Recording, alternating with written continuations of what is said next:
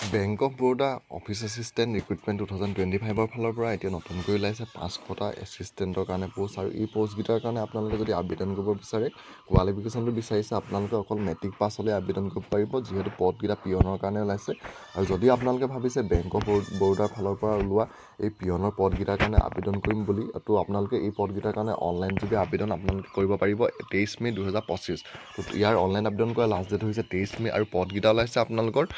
bank of Baroda recruitment 2025 ফালৰ পৰা 500টা office assistant পিয়নৰ কাৰণে ওলাইছে আৰু এই পদকেইটাৰ আপোনালোকৰ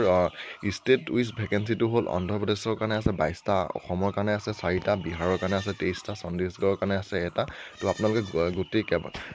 গোটেইবিলাক আপোনালোকৰ ষ্টেটত মিলাই টোটেল পদ আছে আপোনালোকৰ 500টা আৰু এই পদকেইটাৰ যদি আপোনালোকে আবেদন কৰিব বিচাৰে এজ লিমিটটো ধৰি দিছে আপোনালোকে 18 বছৰৰ পৰা 26 বছৰ বয়সলৈকে আবেদন কৰিব পাৰিব আৰু যদিহে SC বা ST হয় আপোনালোকে ধৰি দিয়া বয়সতকৈ 5 বছৰ বেছি হ'লেও আবেদন কৰিব পাৰিব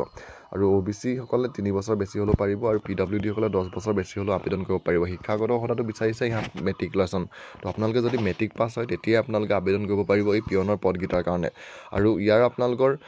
এডুকেশ্যন কোৱালিফিকেশ্যনটো যিহেতু ইয়াত মেট্ৰিক পাছ দিছে এপ্লিকেশ্যন ফিজ ইয়াত ধৰি দিছে PWD সকলে দিব লাগিব 100 টকা SC ST ফিমেলসকলে দিব লাগিব 100 টকা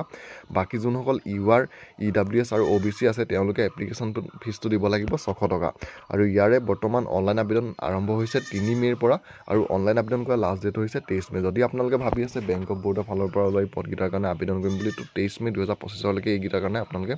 অনলাইন যোগে আবেদন কৰিব পাৰিব